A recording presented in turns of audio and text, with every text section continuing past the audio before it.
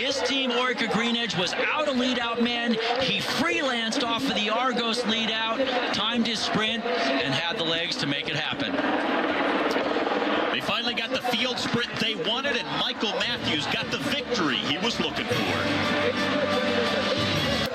It's the first ever Grand Tour stage win for the 22-year-old Australian on the 5th day of his first ever Grand Tour appearance, as he is the Earbuds Performance of the Day, winning the field sprint.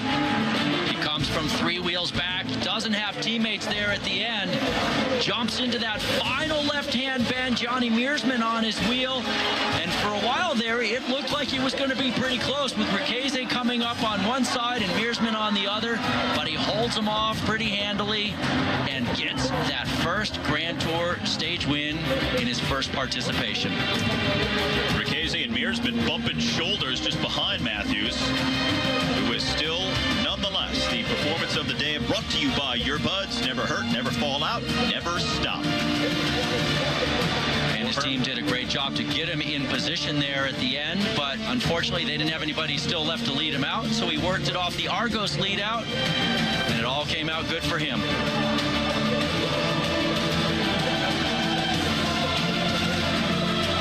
This has been my goal since the start of the year, to come to the Vuelta in good form, and yeah, everything leading up to this point has just been progression to get me to this level, and the team's been awesome through my progression this year, and yeah, I couldn't have got this win without them. They rode all day, they put all their effort into the final, and yeah, I was just really happy to finish it off for the team.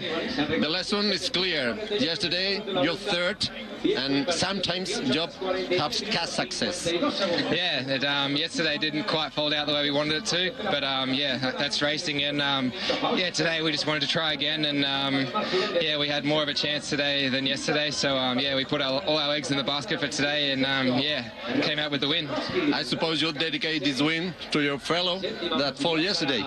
Yeah, he's has a broken collarbone at the moment, so yeah, I wish him a fast recovery, and yeah, this win's for him. Thank you. Thank you. Vincenzo Nibali is still the leader by 3 seconds over Chris Horner, 21 over Alejandro Valverde, so there were no gaps and there are no changes in the overall standings. Glad to have you with us as they roll towards the town of Caceres today in western Spain. Nibali, the leader, wearing red for the 3rd time after surrendering it for 1 day to American Chris Horner, but now safely at the top of the standings. He expects to hold that jersey for at least the next few days, if not longer. He has a 3-second lead over Horner, 21 seconds on the former Vuelta winner Alejandro Valverde. 17 riders altogether are within 1 minute of Nibali's lead. And this is live with our lone leader. Only one man in the breakaway today, Tony Martin of the Omega Pharma Quick Step team. His lead 3.5 minutes on this main field as we dip under 50 kilometers left to go on what is a mostly flat stage. There was some elevation earlier in the day, but this may be the easiest stage so far in the first 6 days. No categorized climbs, 2 intermediate sprints that they've already gone through. This is one of those textbook days for the sprinters. Indeed it is, and when you have only one man off the front, even though it's the 2-time reigning world time trial champion Tony Martin, it's very easy to control one guy. A team puts a few men on the front, they can bring him back quite easily. I feel a little sorry for Tony Martin out there all by himself, I have to say.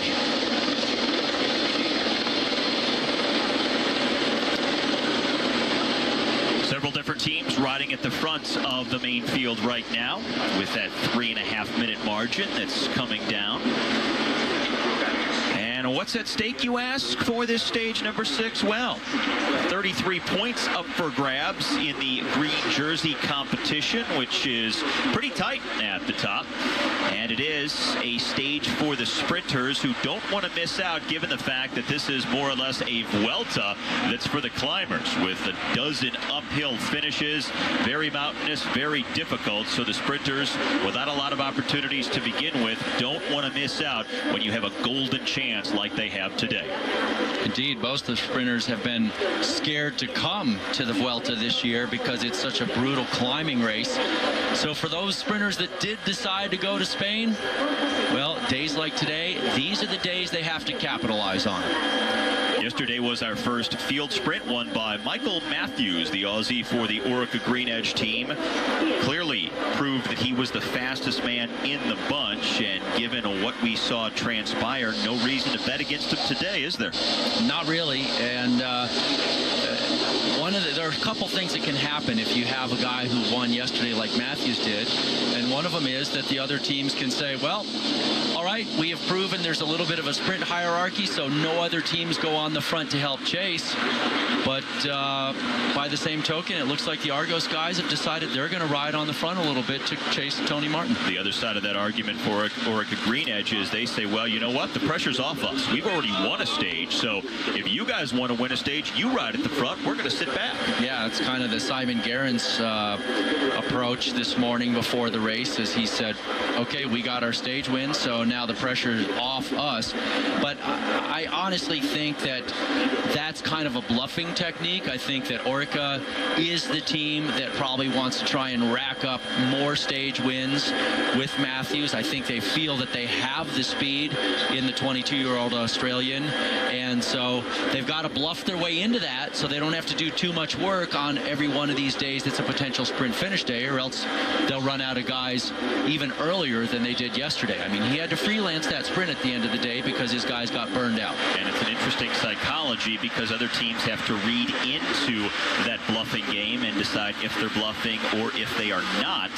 And you have to believe that it is a little bit of a mind game because Orica Green Edge doesn't have a real GC rider, so they're betting everything on the sprints. And with only a few sprint stages, why would you just be satisfied for one? Why wouldn't you go for more? So those other teams have to be thinking, okay, Orica's going to be up there. They're going to try to get Matthews another one here today as well. Yeah, and you thought poker was complicated. Try doing bike racing. A lot of hands, a lot of poker faces to be played out there on the course.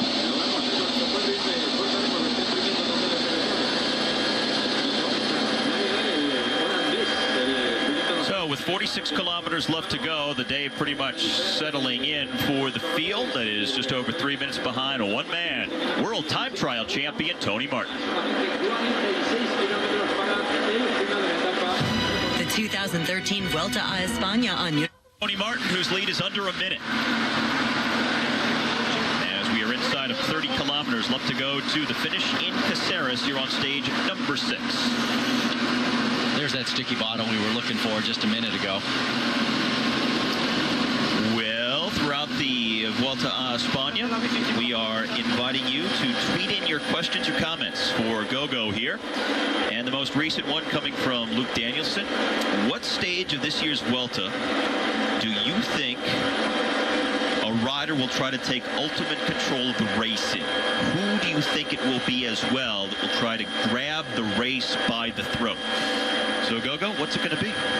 Schlanger, I think that you're going to be going for it in stage 15 because there's 4 Category 1 climbs there, and it finishes on a Cat 1. But I think I'm going to wrestle it back from you on stage 20 on the Angleroo climb.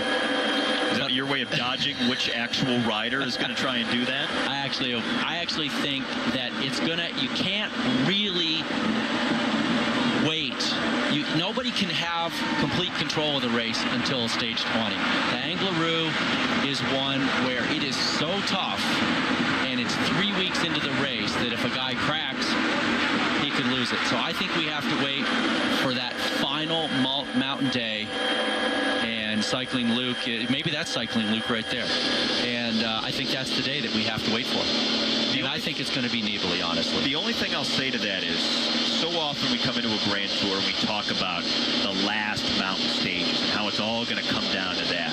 But what ends up happening is we see earlier in the race who are the stronger riders, who are good in the mountains. And by that point, once you get to the final weekend, the general classification has already taken shape, and we don't see guys losing it. We don't see somebody falling apart and the jersey really changing hands. We see who's good early, and they tend to just maintain that throughout the rest of the race and not have that bad day where they lose the race on the final weekend. Exactly. And that's why when you said yesterday you wanted people to stump me, there's no real answer to that question, because the way it works out, a rider sees the race unfold day after day, and they find a chance to seize the moment, and that's what ends up making the race. They don't look at the course and say, I'm going to win this race overall on this day. Last year at the Vuelta Stage 17 to Fuente Day, a medium mountain day, there's no way anybody would have thought that Alberto Contador would have seized the moment there, won the stage, and won the Vuelta. It was one of the easier mountain days, but that's the day where he made it happen. And that's why Cycling Luke 2000, he stumped me. There's no way to answer that. See the difference, just about 14 kilometers left to go, and there they are right behind him.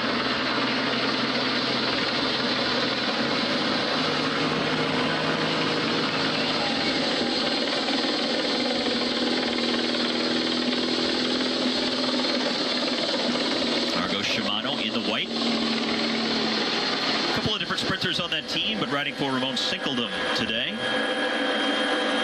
They kind of have a trifecta of potential sprinters on that squad, a young squad. They're just trying to mix it up and try it with different guys for a number of reasons. A, to give them a shot at a stage win. B, to just work on combinations of that lead out. It's so incredibly difficult to get your timing right, not have other guys bump into the middle of your train and get your guys separated. It's just a massive battle in a field sprint. Just over 3.5 hours to cover this distance of 175 kilometers, down to just about the last 13 now.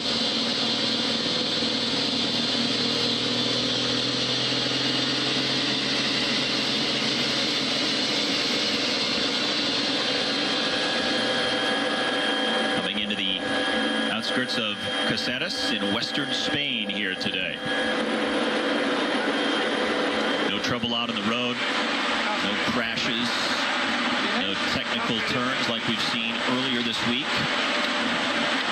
Steve, one guy who's been a little bit quiet in these sprints is Greg Henderson, the Kiwi on Lotto Belisol. I was hoping to see him really mixing it up in some of these field sprints, especially yesterday. Maybe we'll see him today. How fast Tony Martin is still going, though, after being off the front for so incredibly long today.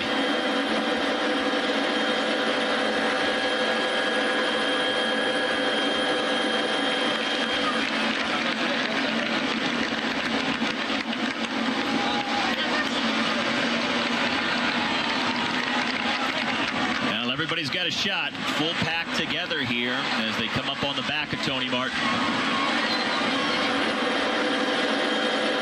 Wide road, so getting towards the front, moving into position shouldn't be all that difficult. No climbs. But a lot more difficult than it looks, that's for sure. No climbs to soften the legs today, so on balance, everyone should be feeling pretty decent.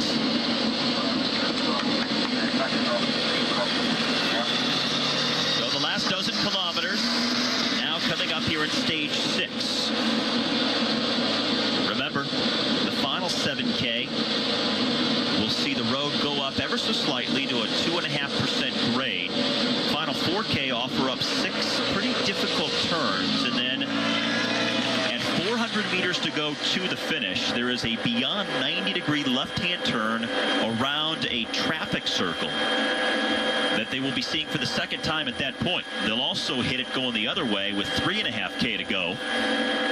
And remember, it's also slightly uphill in the last 2.5K before it flattens out near the finish, but that is very subtle. Granted, he's the guy with the biggest bullseye on his back right now, as is his team, but they haven't done much work. And I think that he's the guy that's going to be propelled by the success from yesterday, and his teammates propelled by that as well. Astana riding at the front in the red jersey, a few wheels back, overall leader Vincenzo Nibali. Saxo Bank, the team riding behind him in the yellow and dark blue. BMC with a few riders in the red and black over on the left. I just noticed Greg Henderson on the right, as if on cue for Lotto Belisol, their sprinter for this race. Tony Martin Doesn't look like he wants to give anything up here. No, he really doesn't. He's just dangling out there. And riding in the most comfortable position possible at the moment. Yeah, I usually try and spend at least half of every ride sitting on the top two. Absolutely.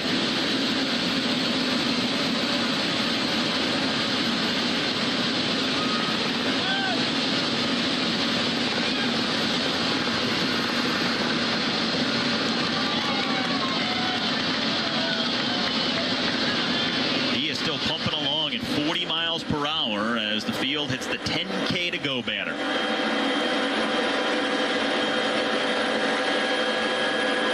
Yeah, he's picked up a handful of seconds.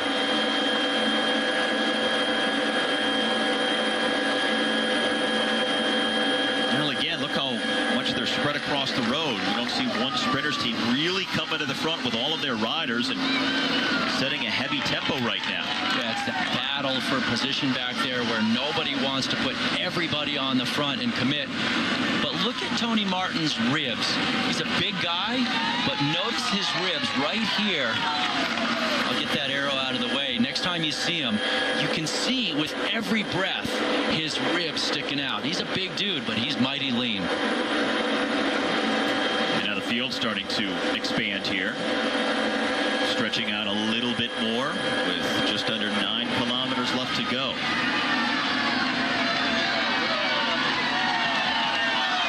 I tell you what, the field obviously still in good position to bring him back, but if there's one guy in the field that you don't want to give much leash to by playing any kind of games or waiting for other teams to do the work, it's Tony Martin.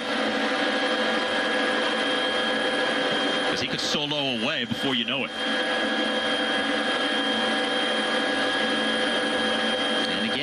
See one team up there really coming to the front right now.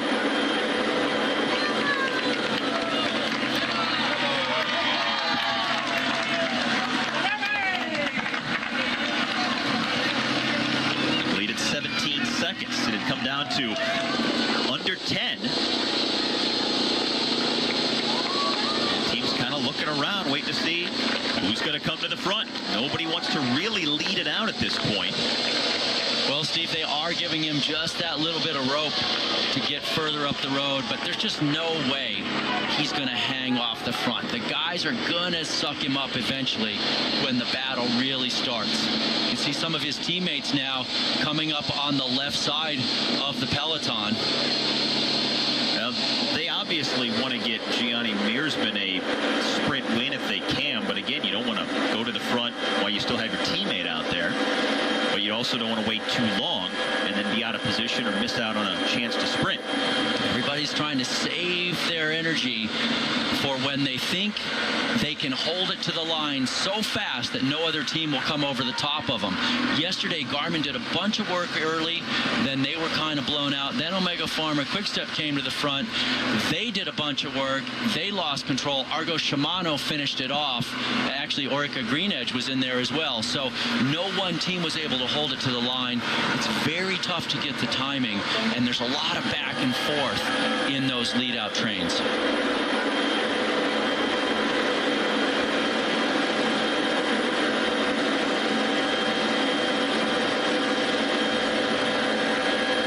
Now Movistar riding at the front. Well, Steve, 7 kilometers left to go, and the road now starting to go up ever so slightly, 2.5%. I'd love to see Tony Martin hang on into the final kilometer and really push everybody behind to scramble.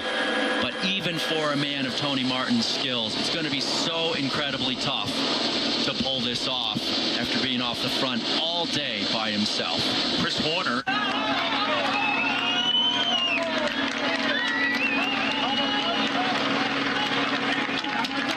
The long day and the lonely day out front for Tony Martin is about to end with 5 kilometers left to go on stage 6.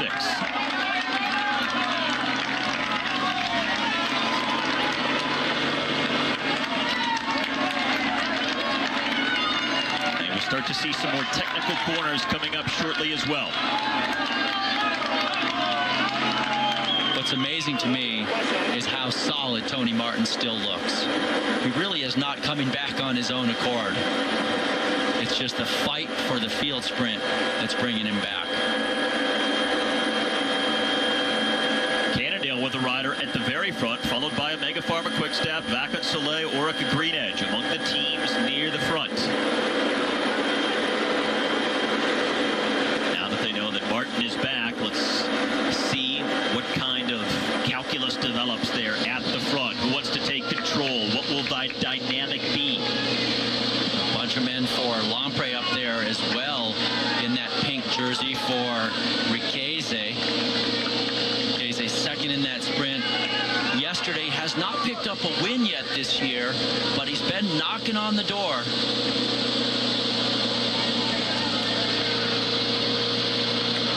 Well, it was at 3 seconds, and it looked like they were about to catch him, but it's kind of holding here. The gap, at least for the moment, is not getting any smaller. It puts a big smile on my face, I have to say, to see Tony holding everybody off. Even though it's against all odds that he'll make it to the finish line, he may make it into the very final meters of this race.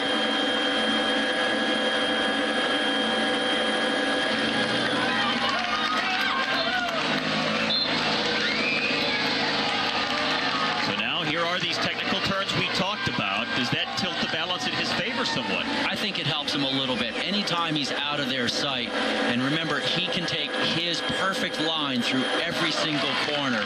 But the guys at the front of the field, they also pretty much get their perfect line unless somebody comes inside of them at the last second and kind of upsets them. But good for Tony for hanging on. 8 seconds, he stretched it back out. All right, Argo Shimano in the white now, riding at the front of the peloton. Just over 3 kilometers left to go. He's starting to give me a little bit of hope, I have to say. It's not over till it's over. Still 3K, a little more spread out here. Is one team going to really take control here? We have a Cofidis rider just going off the front by himself. Argo Shimano, it looked like, was trying to bring more riders to the front of the field. They have 4 riders in the white, but now chasing the Cofidis rider who just went over the top. Tony Martin is inside the final 3K. Again, it's slightly uphill at this point for Tony Martin. Cofidis has Petit, who's a pretty good sprinter, but they have sprung one guy off the front now. Notice Tony, he's so exhausted at this point. On this little downhill, he coasts, he tucks for just a second, then he gets back on the power. And the Cofidis man almost sucked back up by the Argos train. Any chance Tony Martin is going to hang on to this? You know, I just can't imagine it happens. But the way he's riding, I'm starting to wonder. So the Cofidis rider has been brought back. Now Argos with 4 riders at the front. Ramon Singledom is their targeted sprinter for the day. 2 kilometers left to go for Tony Martin. Single file in the field behind. At one point, they had Martin back to just 3 seconds. They were right on his tail. And now he stretched it back out. At the 2K banner, it's 9 seconds. Oh my. Oh my. You can also see Tyler Farah there in the blue for Garmin Sharp, right behind the lead-out train of the Argos Shimano guys in white. There's a little disorganization at the front of this field with 1.5 kilometers to go. Well, one of his guys just got to the front and just sort of moved over into the gutter and pinched some guys off. They're not riding for Mearsman anymore. No, They're playing defense and riding for Tony Martin. Indeed. Tony Martin has a legitimate shot at this, Steve. It's unbelievable. He may hang on. No one team in control. His Omega Pharma Quickstep team playing defense for him with just over 1 kilometer left. And indeed, it was Orica Green Edge going to the front for Michael Matthews. They see the clear and present danger, but they may have waited too long. If there is one man you don't want to fool around with out front, it is the world time trial champion, Tony Martin. The only man in the breakaway all day long, and now a chance to hang on to get a solo win. And total this organization on the front right now. Rasmussen going to the front for a last dig for Tyler Farah as he knows this is almost over. Tony Martin may ride away with this. Inside the final kilometer, there is that beyond 90-degree left-hand corner with 400 meters to go.